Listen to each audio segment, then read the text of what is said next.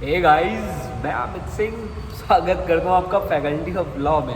तो हाँ, अभी मैं हूँ LC2 और LC1 की बिल्डिंग में। तो आप लोग सोचेंगे कि LC2 और LC1 की बिल्डिंग, हाँ, तो ऐसा सोचना ज़रूरी है क्योंकि LC2 भी सेम बिल्डिंग में चलता है और LC1 भी सेम बिल्डिंग में चलता है। कुछ क्लासेज LC1 की नई बिल्डिंग में भी होती हैं। तो हाँ, टाइमिंग्स का डिफरेंस है, बस सुबह 8 से 2 बजे के बीच होती है LC2 की टाइमिंग और 2 बजे से शाम साढ़े 7 बजे तक होती है LC1 की टाइमिंग। तो मैं अभी कहूँगा कि मैं LC1 के टाइम आया हूँ और दिल्ली में पिछले 5 दिन से हो रहा है बहुत बेहतरीन पारी।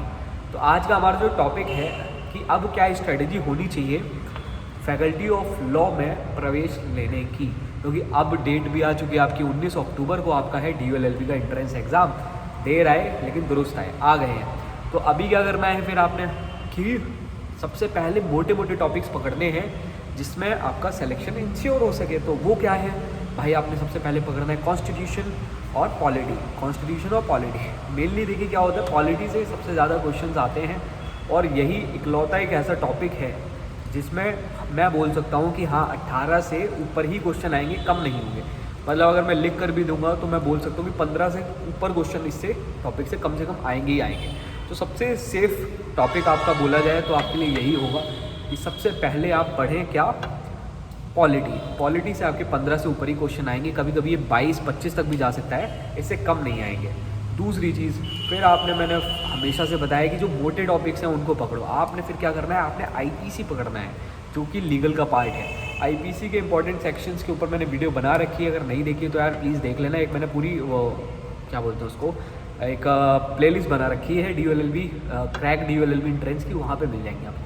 ऐसे ही कॉन्ट्रैक्ट फिर करना है आपने, ऐसे ही फिर क्या करना है आपने, टॉर्ट्स करना है।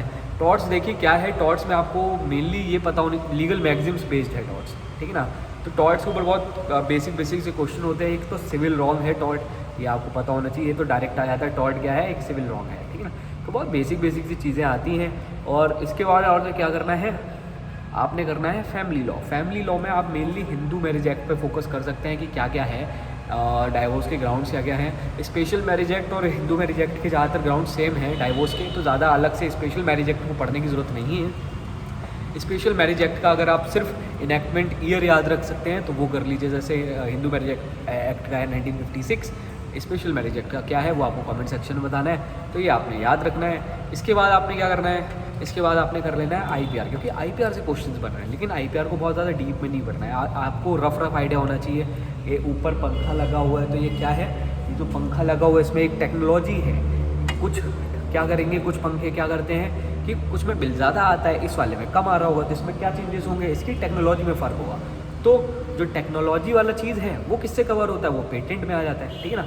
यानी कि टेक्नोलॉजी पेटेंट का पार्ट है, ठीक है ना। अगला IPR में अगर देखा जाए तो टेक्नोलॉजी की अगर बात करी, इन्वेंशन की अगर बात करी तो वो पेटेंट में आ जाएगा। गाड़ी का है, गाड़ी चला रहे हैं आप, हर गाड़ी का माइलेज अलग अलग है, तो उसका रीज़न क्या है, उसका इंजन अलग है, ठीक है ना। तो यानी कि वो पेटेंट है। आप पेटेंट कितने समय के लिए ग्रांट होता है, वो 20 साल के लिए ग्रांट होता है, आपको ये चीज़ पता होनी चाहिए, ठीक है ना। और ऐसे ही फिर कॉपीराइट कब तक मिलता है, कब नहीं मिलता है, 60 साल। तो आपको ये बताना है कि कॉपीराइट कितने साल तक के लिए वैलिड होता है। वैसे मैंने बोल दिया है, बट आपने पूरा लिख कर बताना है कि वो क्या है, मरने के बाद या फिर आपकी जब तक आत्मा जिंदा है तब तक, कब तक मिलेगा, ठीक है ना। तो आपने ये भी चीज़ें करनी है। इसके बाद अगर मैं सबसे बड़े पोर्शन की बात करूँगा वो ये कि आप एटलीस्ट जो प्रीवियस ईयर पेपर्स हैं उनको सॉल्व कर लें। अगर आप 2003 से लेकर 2022 तक के 2021 तक के अगर पेपर सॉल्व कर लेंगे, आप विश्वास मानिए, अगर आपने 2003 से लेकर 2021 तक के पेपर सॉल्व कर लिए तो आप मुझे थैंक यू बोलेंगे आके पेपर देने के बाद। ज़्यादातर क्वेश्चंस रिपीट होते हैं, राम की जगह श्याम हो जाएगा, वही क्वेश्चन होंगे वही, ठीक है ना। और मैं लीगल का पढ़ने का मैंने आपको एक तरीका बताया कि आपने सिर्फ सेक्शंस की इलस्ट्रेशंस मेनली पढ़ लेनी है IPC और कॉन्ट्रैक्ट में। अगर आपने IPC की सिर्फ इलस्ट्रेशंस पढ़ ली तो आपका काम हो जाएगा। इलस्ट्रेशन बेस्ड ही क्वेश्चंस आते हैं, वही उठाकर सीधे क्वेश्चन में ड्राफ्ट कर देते हैं, तो वहाँ से आपका वो काम भी हो जाएगा। और फिर क्या करना है भाई, करंट अफेयर्स कहाँ से कहाँ तक की पढ़नी है, तो आपने पढ़नी है करंट अफेयर जनवरी से उठाओ 2022 की जनवरी से उठाइए और सितंबर 20 सितंबर 2022 तक के आपने करंट अफेयर्स पढ़नी है।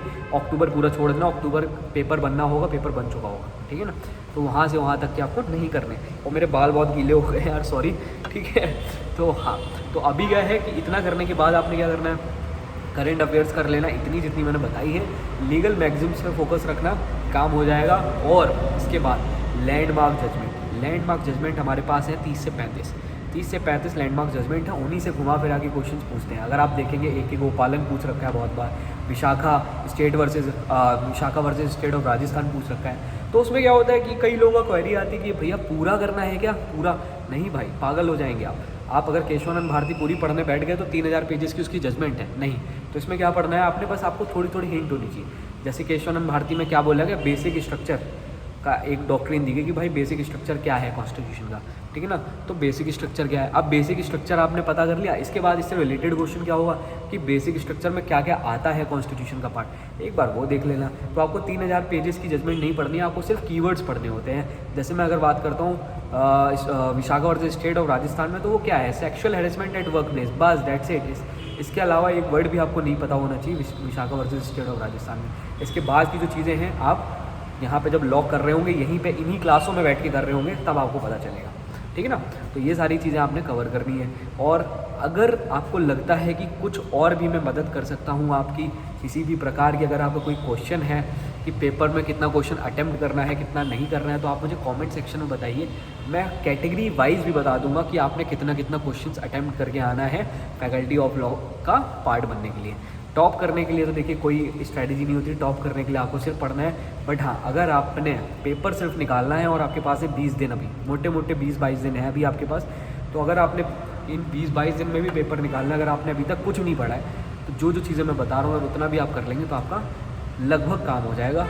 और अगर आप चाहते हैं कि मैं एक कैटेगरी वाइज भी वीडियो बना दूँ, उसमें बता दूँ कि आपने कितना कितना स्कोर करना है, कितने क्वेश्चंस अटेम्प्ट करने हैं, क्योंकि सबसे ज़्यादा जो सिलेक्शन रुकता है उसका सबसे बड़ा रीज़न ये होता है कि आप निगेटिव मार्किंग के फेर में फंस जाते हैं।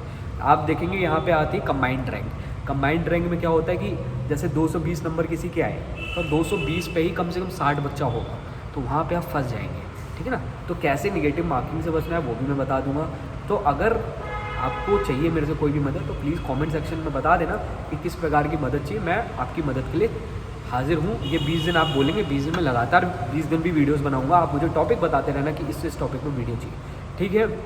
तो यहाँ ये क्लासेस जो है ये आपका कर रही है इंतज़ार, आना है आपको फैकल्टी ऑफ लॉ। 19 अक्टूबर को है आपका पेपर। और अगर मेरी ये वीडियो पसंद आई हो तो बैरिस्टर बाबा चैनल को सब्सक्राइब करना बिल्कुल मत भूलना। जय हिंद।